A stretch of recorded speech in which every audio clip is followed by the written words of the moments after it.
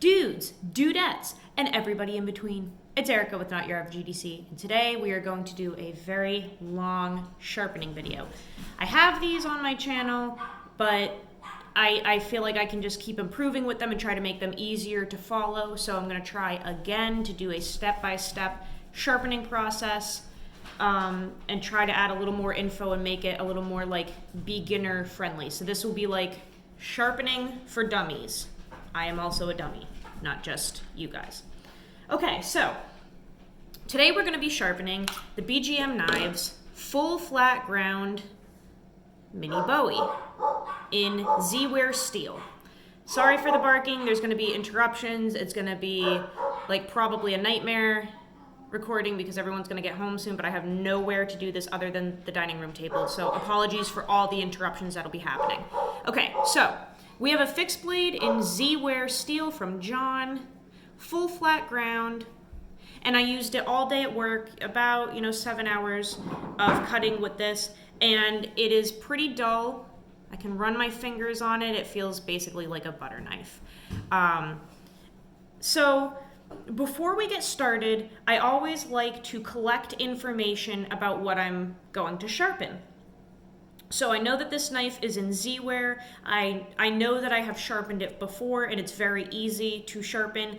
It should burr up fairly quickly. The burr should come off smoothly and not break and chip, and I should be able to do this fairly quickly. Now, not every steel will be like that. The harder the steel is and the more exotic it is, generally speaking, the longer your sharpening process will take and the more difficult it will be to get out nicks and chips and stuff. So I know for a fact that this was heat treated very well. I know that I believe it came in at like 61 to 62 for a heat treat. And I also know that there is no edge damage because I have ran my fingers over it like this. I don't feel any damage. And when I use my fingernail like this, I can feel that there are no nicks and chips. So it's basically just dull. I feel just the tiniest bit of texture right up in here, I think from my chopping cuts today, but I'm not going to consider those chips. They might just be flat spots and rolls. But aside from that, we don't really have any edge damage. So that's exciting because it'll just make it easier to sharpen. So just always check with your fingernails, see what type of edge you're working with, because that's going to determine what you're going to start with for your stones. I also like to take some nail polish remover and clean up the blade. So I have some tape residue on here. It's a little sticky, it's a little yucky. So I'm going to clean this off before we get started with acetone, this nail polish remover right here. If you have a blade, like a carbon steel blade or something like prone to patina or something, just be careful cleaning it with harsh solutions like this. I would probably use soap and water instead for something like that. Or if you have a coated blade, because some coatings are really sensitive to acetone and they will dull or they will start to like fade and wear off with acetone. I've had that happen to a benchmade to me before. So if you have like a stainless steel knife with no coating or anything, you should be good to get the sticky stuff off with this. But your safest bet is soap and water. That's just at my sink and I can't get up and move the camera for that right now. So I'm gonna clean everything off of here so that we don't get anything stuck in our DMT stones.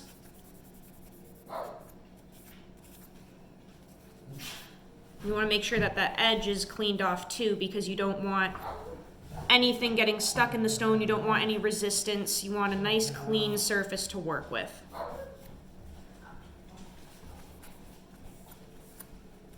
All right. So this is, I think, as clean as I'm going to get it right now. All right, nice and clean. Next, before we get started, I just kind of want to see what we're at edgewise. So it's always nice to take a piece of paper and see if you get any hang-ups, how dull the edge really is, because sometimes it could feel really, really dull and maybe it just needs a little bit of a touch-up, or vice versa. Maybe it just doesn't feel quite dull to you, but then you go to cut paper and it's like, ooh, okay, glad I checked. So we're gonna just take some paper and see what happens.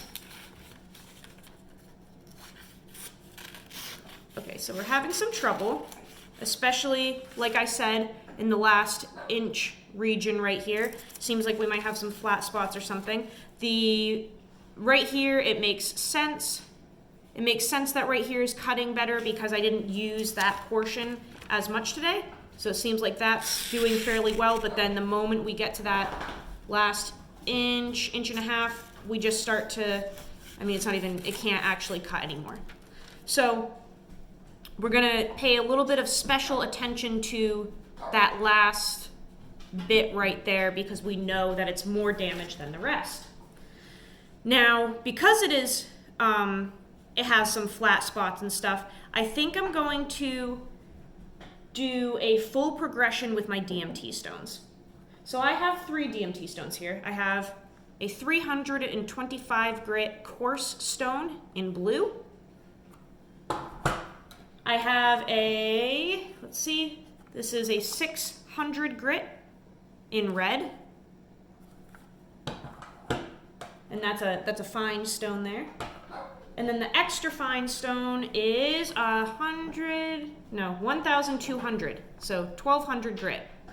Green extra fine stone.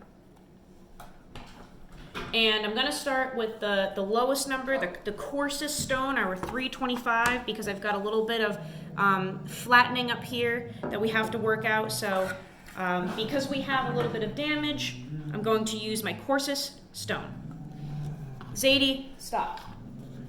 Zadie is growling at everyone. If you do not know your angle of what your knife has been sharpened at, I highly suggest picking up one of these sharpening tools. You can get these at Blade HQ. Just type in like angle measuring dog tag or something and this should pop up. They're only a couple bucks. I'm figuring this is probably hey Romy, I'm figuring this is probably like 15 degrees per side. Every time I try to do anything, it's just like it doesn't work. Romy, come on. Romy is Nicole's dog, and she's very fresh. Come here. Romy.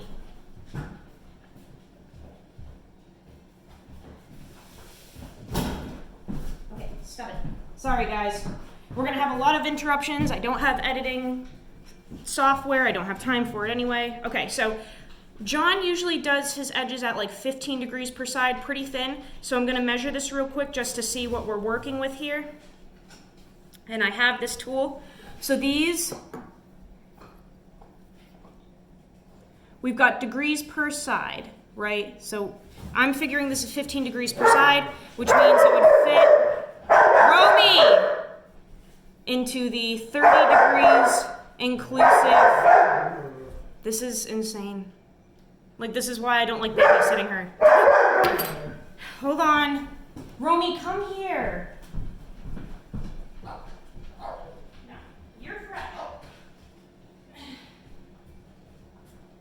Dear God. Okay. This is the one that never stops barking. She's very fresh. Get out. If I could have some peace. Okay, so this is measuring inclusive, as in total degrees added up. So see how this says 30 right here? If the edge fits into there correctly, that means that it's 30 degrees inclusive, which is 15 degrees per side. So I'm going to put this in there and just see what happens. Yes, so exactly like I thought. This is 15 degrees per side, very, very thin. So how you measure is you put it into the slot, and if the very tip of the edge hits the top of the circle, that means it's correct. It's not going to focus, but basically the very apex of this edge is fitting perfectly into this slot and touching the top of the circle. If it's too wiggly in there and too loose, that means you've gone too far up. So in 35, too wiggly, too loose, and it's not fitting in there correctly. If we go down to 25, it's not touching the circle anymore in there. So 30 degrees inclusive is where we're at, 15 degrees per side, just to make note so that we hold this at the correct angle. All right, we have our coarse stone. Let's move you guys down a little bit. If I can get this, oh my God. My life is so pathetic. Sometimes it's not even funny. Like, literally everything I try to do in life, it's just like, haha, you suck. Okay. Okay, good. You guys can see. I have my coarse stone. These are wet stones, not soaking wet stones. You don't have to soak these in water like some other types. This is a wet stone spelt with an H, W-H-E-T, wet stone. You have to splash and go these. So they need a little bit of lubrication, but they don't need to be soaked. You cannot use oil with these, just a little bit of water or soapy water, just a few spritzes to give it some lubrication, and that's it. So I have a spray bottle here with just a little drop of Dawn dish soap, and I'm gonna just rub a little bit of water on top of here so we don't have negative friction breaking our edge. We want it to just be a little wet. I'm gonna let that sit there for a few seconds, have a sip of my beer. Okay, so let's begin. For me, I sharpen, toward myself on both sides. So a lot of times in sharpening videos, you're gonna see somebody like working toward themselves on one side of the edge and then working away from themselves on the other side because they're not ambidextrous and they haven't taught themselves how to use both hands. I've always been ambidextrous, so I will be using both of my hands for this entire sharpening process and bringing the edge toward me. It not only feels more natural for me, but also it helps me see exactly what I'm doing the entire time. When you're working away from yourself, it is a little trickier to see what the edge is doing. So right now, I'm going to start on one side. My goal is to create a burr on the entire edge that I can feel. So I'm going to be bending the metal in the edge back up toward me, because what a dulled edge is the teeth on your edge have been bent or even broken, right? So a knife is a saw with microscopic teeth. When you dull your knife, the teeth bend like this and they get flattened, and that's why you lose your edge. And all the stone is doing is pushing the teeth back up and straightening them back out for you so that your knife is sharp again and it's a saw again. So try to imagine that while you're sharpening. These are tiny, tiny teeth and you're just bending them back into shape, trying to bend them nice and straight and aligned. So I'm going to take my knife. I'm going to use my other hand as stability. And what I'm looking for on the edge is I'm looking for kind of like the shadow to disappear. I'm looking for any space between my stone and my edge to disappear. That's kind of when you know that you have your angle. And if you're too scared, just use a Sharpie. Take a Sharpie marker, run your edge through the Sharpie. It will leave ink on your edge, and when you're hitting the angle correctly, that ink will be disappearing. That's a really good way to train yourself, is using the Sharpie trick. I've been sharpening for a long time, so I don't think I have to do that. I know I don't have to do that. We're good. So I'm gonna just put my knife down, and I'm gonna start sharpening toward myself.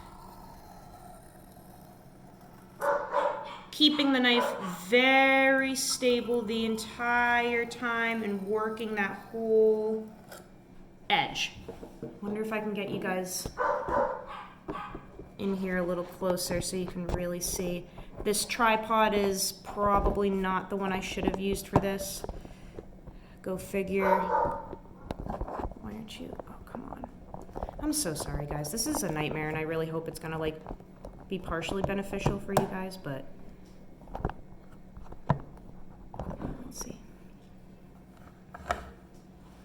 Maybe that'll be a little better. Okay. So taking my knife, starting at the very beginning, working toward myself.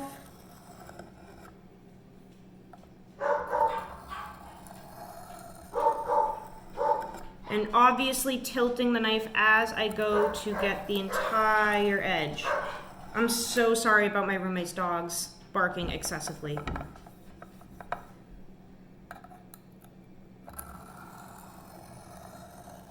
Now what I'm going to do after a few passes here is I'm going to look at my scratch pattern. The scratch pattern is the literal scratches that this stone is leaving on this edge. I want to make sure I'm hitting all of the right points. Zadie, stop. So I'm just looking at my edge right now and making sure that the entire edge is being hit with that stone. And so far, so good.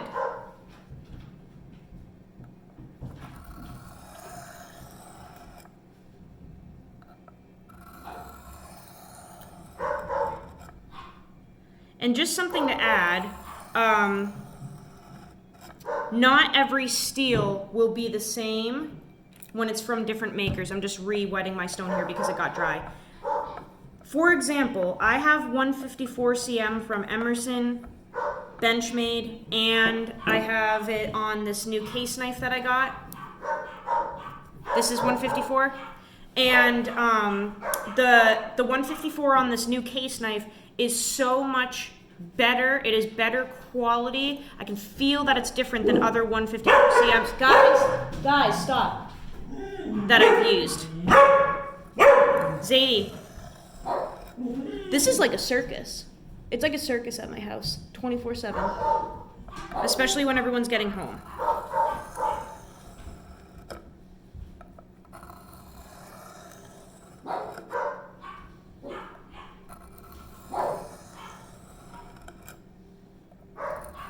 Now, if you wanted to, for example, make your edge bevel wider, you would just lay your knife down more. You would tilt it down more, like this, and it would make a fatter bevel if you wanted even less degrees per side. I want to keep it as it is, so that's why I am just doing this, the 15.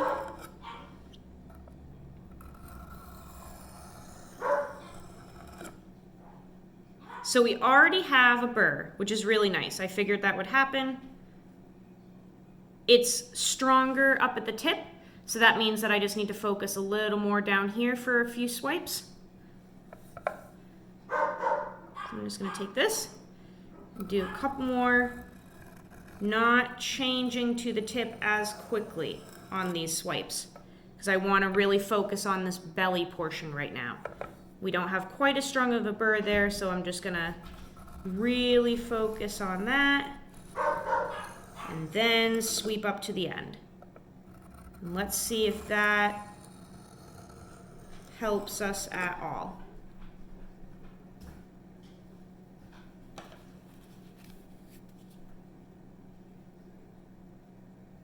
I think we need to do a couple more. And I'm not applying any pressure, guys. You do not have to apply pressure. The stone should be doing all the work for you. The only thing my hands are doing is creating stability for the blade to move over the stone. That's it.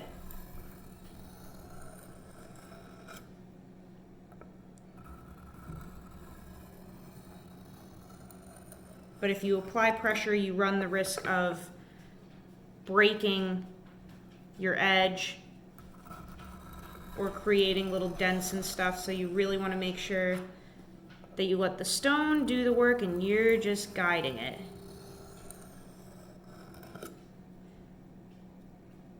Okay, that's better. So what I'm going to do now is flip it over, and we're going to do the other side because we have a burr on this side. Now we have to do it on the other side. One thing that I have learned over the years is instead of just going to this side and starting again, I'm going to actually do like 1 or 2 swipes in the opposite direction and gently knock that burr off before I start creating a new one. Now, not everyone does this. and I don't even know if it's necessary. But just for me, I just like to very ever so gently knock that off before I start working it up the other way. Just using the weight of the knife. Okay. Perfect. So now I'm going to work the other side. Again, hold my angle, using my other hand for stability.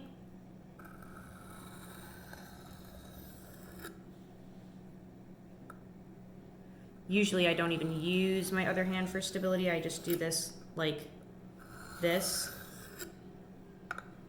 But for teaching purposes, we'll pretend that we need the stability. And I like working toward myself because I can literally see that I'm making contact everywhere I need to, that we're not getting wobbly.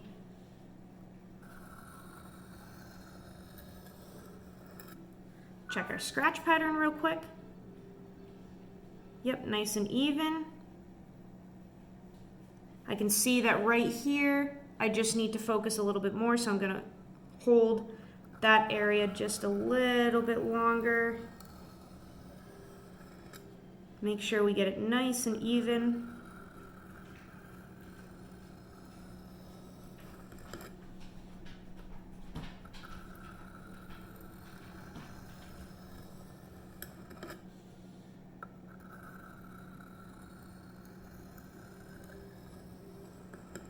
All right, let's see. Have we gotten to Burr Town yet? We definitely have up at the tip, but again, this section down here, not so much, so we're gonna focus on that a little bit more with these next few passes. Just not moving to the tip as quickly.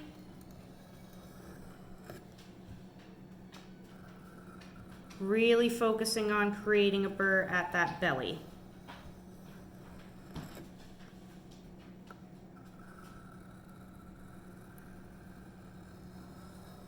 And just take your time with this, guys. You don't have to rush. Take all the time you need. That way you don't get discouraged and don't mess up.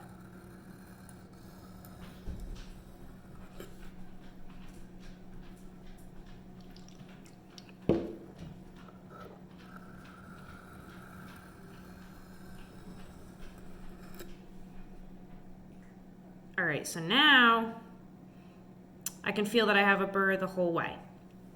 So we've created a burr on one side. We've created a burr on the other side. Now we have to even our edge out, which means we're going to be going back and forth. So I'm going to add just a little bit of water because we've run out.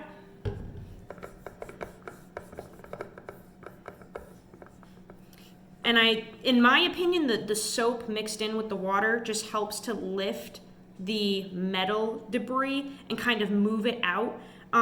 You definitely don't need soap mixed in with it, but I just feel like it'll help really kind of push it out and keep it out. Just my opinion. Where are we? Okay.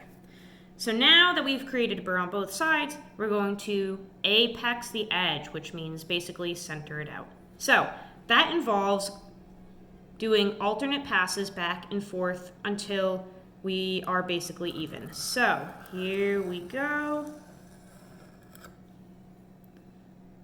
I'm just going to go back and forth and basically try to do the exact same thing on each side.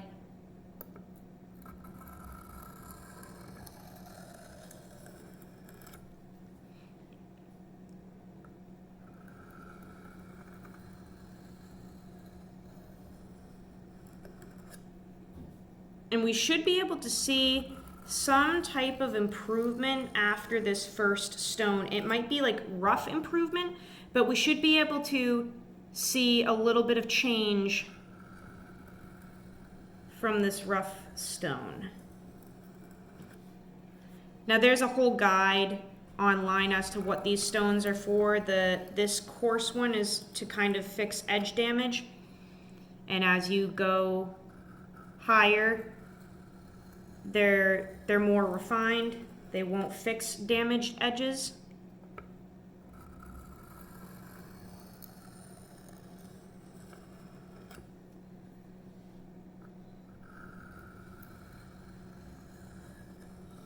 And you can get these online, literally just type in DMT diamond stone and you will find these. I'm not gonna do links below, it takes too long and you guys are fully capable of looking shit up yourself. Or you can just go to a better video. Neve's Knives does sharpening videos and they're really, really good. Mine are like shit, his are good. So like if you want something more professional, just go to Neve's Knives, please. Thank you. Or Michael Christie. Or Outpost 76. There's actually a lot of people that are way better than me. Like, I'm just...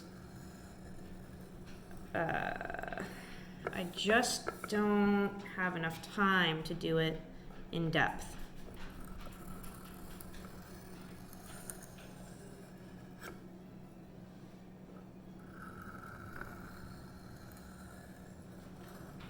So the edge should feel...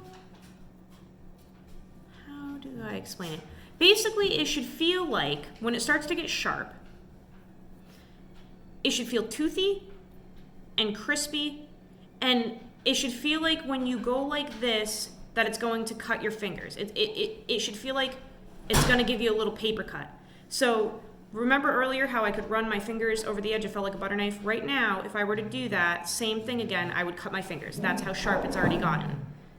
I can feel it wanting to like fillet my fingertips. Zadie, stop. So let's see how much improvement we've made just in these couple minutes. Got our paper again, this is the same paper that we used earlier. Let me just dry this off. And let's see if we've made any progress. Yes, we have. Okay, so see how it's cutting through now? Granted, it's a little rough because we're at, you know, a 325 grit, but this is much better compared to earlier. That's what we want. So I'm gonna do a couple more passes on this stone and then we're gonna start refining that edge because it's sharp, right? Do a few passes here.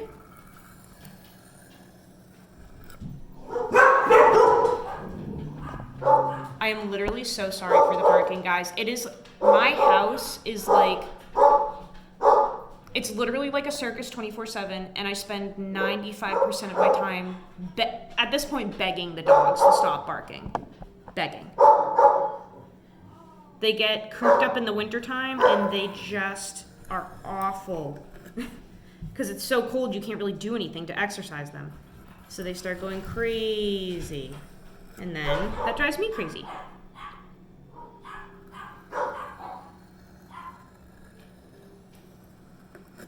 Okay, I think that's good enough. We're gonna put this aside. I don't wanna cover it up and stuff yet because we're gonna have to wash this after with soap and water to get all the metal particles out. So I'm just gonna put this aside. We're gonna move to our next stone, the 600 grit fine stone. Get some water on here. Let it soak up for a few seconds. And this is where we're gonna start refining that edge. We already know that it's sharp, it's fixed up. We're gonna start refining it. So the good news is, at least for me, once I have apexed the edge, I personally will not continue to create burrs back and forth. So a lot of people do. A lot of people will then go to the next stone and do one side, the other side, then back and forth. I, however, don't. Once I already have that sharp edge and I know that it's good to go, I am just going to refine it.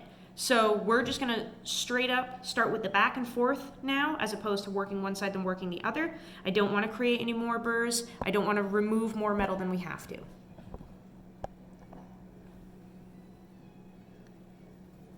So we're just gonna go back and forth and just really refine that edge.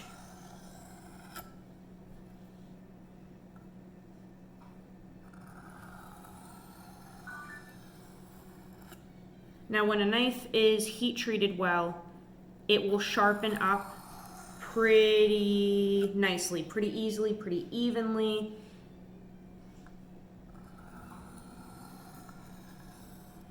now I'm getting 8,000 texts. Go figure, anything important?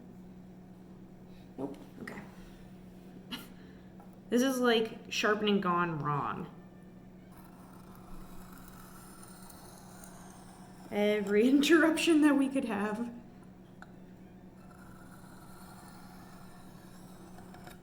So John does incredible heat treats. That's why I love his work so much. His knives are really well made, and his heat treat game is some of the best that I've ever used. I've never had an issue sharpening any of his knives aside from like the Magna Cut thing, but obviously we've discussed that and we're working on that. Aside from that, I have every single steel that he offers and one that he doesn't even offer, and his heat treats are very good. So his knives sharpen up really nicely. They hold a good edge. Like, I beat the pulp out of this thing today, and it just didn't really sustain as much damage as it could have because the heat treat was on point.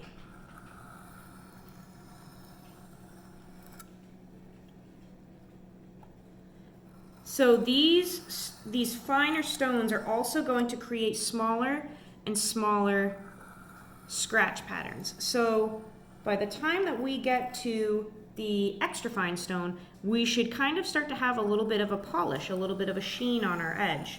Because it is such a fine grit, 1200 grit, it will start really polishing out the scratch pattern that we made at the very beginning on that coarse stone.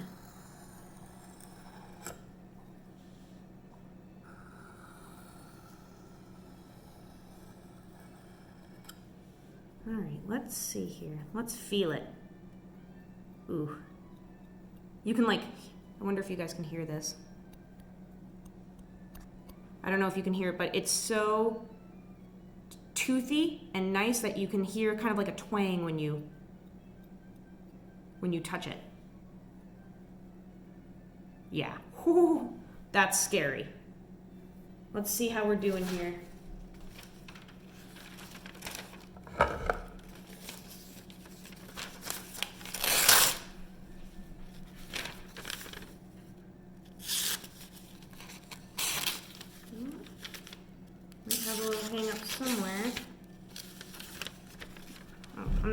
Frame. Jeez. Sorry, guys.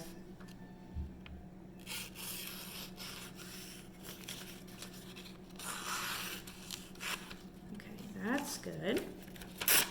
Might need a new piece of paper.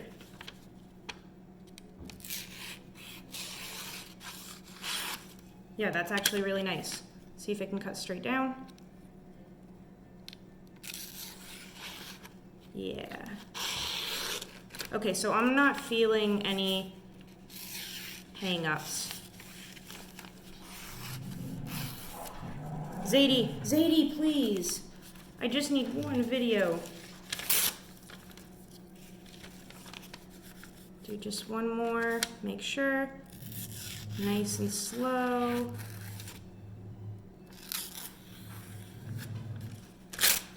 Oh my God. Let's just rip the paper up so that we don't even have to use it. Yeah, okay.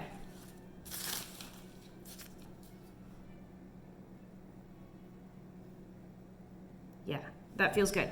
So we're gonna move on to the extra fine stone now. Again, I'll put this aside because we're gonna wash it later. We'll move on to this one. Give her a little spritz. This is the 1200 grit.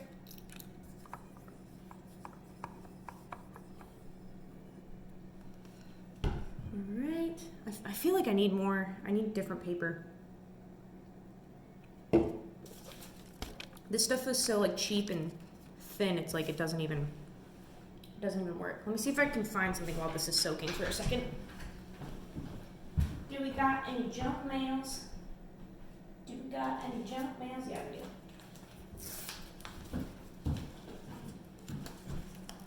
Maybe this will work a little bit better. This is gonna be a long video, 34 minutes of embarrassment. Yeehaw. All right, so good news. You're pre-approved for pretend things that don't exist.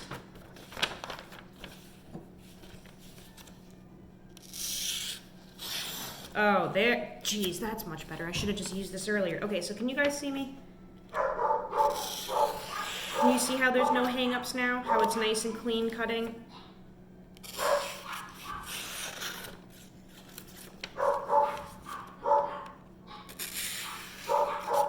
Right? Can you guys see that?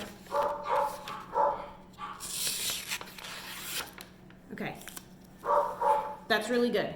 That's a really good edge. We're already getting a little bit of that like polishy look on it. See the light reflecting off. And that's going to improve even more on this next stone. So, extra fine, 1200 grit. Grit. Let's get to it. Again, we're just going to go back and forth. We do not need to create any types of burrs anymore. We've already done that.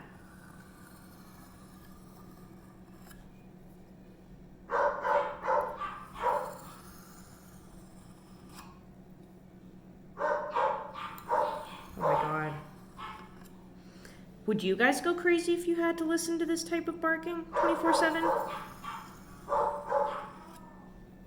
Maybe that's why I'm so crazy, guys. Maybe that's why I've actually lost my mind, is because I have to listen to this every time I'm home. Unless I hide. Which I do like hiding.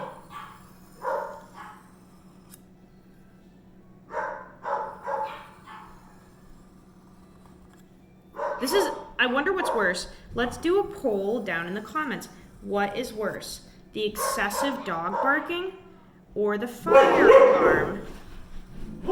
Which one? See, I'd rather listen to the fire alarm because I actually never even heard it in the first place. My mind must have blocked it out.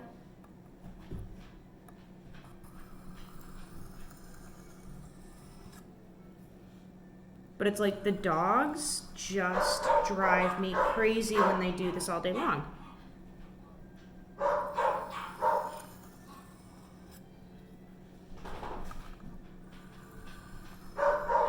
And sometimes they're good, but like I said, the wintertime, like literally, I'm gonna kill them.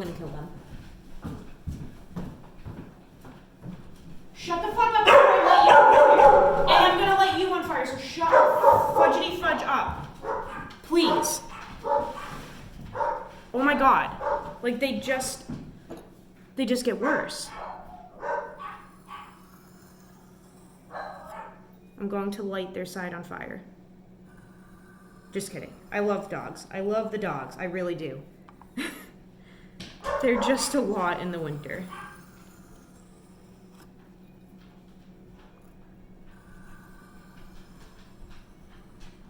All right. Let's check.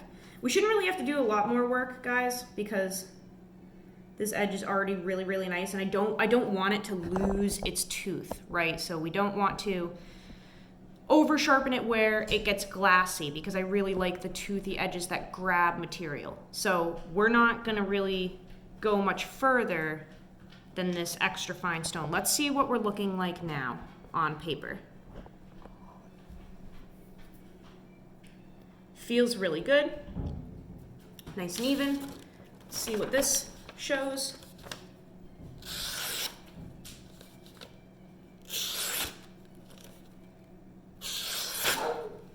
I ripped at the end, it got stuck on the choil, my apologies. Right? Much better than the beginning, if you are still watching. Even that tip is fixed up. We can just slice right through. That is very, very sharp. I'm really impressed with that. Oh my god, they just opened the door. You've got to be kidding me. Look at who just opened the damn door. There's no way this is my actual life, right? This is just a simulation. Okay, so we're done, guys. We're done. I don't want to go further. I don't want to over sharpen it. I'm very happy with that. That's really good cutting. So all we're gonna do is just a few passes on this strop. So this is a JRE Industry strop. This is from River's Edge Cutlery. They're like 35 bucks. The set of stones we used earlier is like 100 and something for all of those. You can find them online, sharpeningsupplies.com or whatever. River's Edge Cutlery has these. They come preloaded with compound if you choose this option. So the black is 3,000 grit. The green is 5,000 grit. The blue is 7,000 grit. And then we have bare leather. So we want to start at the lowest one. So basically we did 325 grit, 600 grit, 1,200 grit. Now we're going to do 3,000 grit on the strop, and we're not going to go any further. I could continue to do 5,000, 7,000. I don't want that. I don't want that refined of an edge. I need to have some tooth. So we're just going to basically knock off any types of imperfections on this strop with just a few passes, and that's it. We're leaving it at that. You don't want to overstrop. You don't want to overdo it. A lot of people do that, and then you end up with an actually dull knife again, and all of your efforts were wasted. So I can't even think straight because of the dogs. We have to work away from ourselves with a strop because you cannot cut into the leather. You cannot cut into the material, right? So we are literally just going to very gently work away. No pressure, just the weight of the knife. And then flip. Just the pressure of the knife. We're just working away from ourselves. Now you can do what's called trailing, which is where you work from the tip, like that. But either way, you just can't cut into the strop. You just want to make sure you're always working away and not cutting into it. So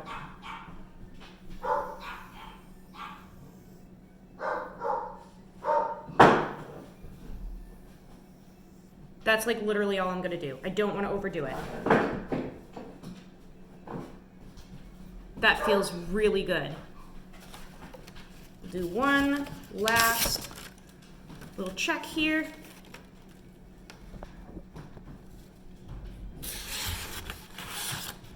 That is extremely sharp, guys. Really, really nice edge. John's knives take an incredible edge. Like, this is really impressive.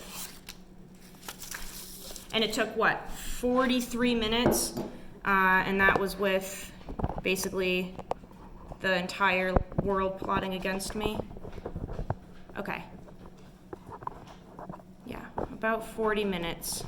So that's the full progression, guys. That's what I would do if you have a knife that is not severely damaged, but it's sustained a little bit of rolling, possibly. That is exactly what I would do.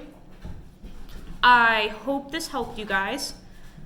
Check out John at BGM Knives. He does incredible work. Get in his books. Great steel options, great heat treats.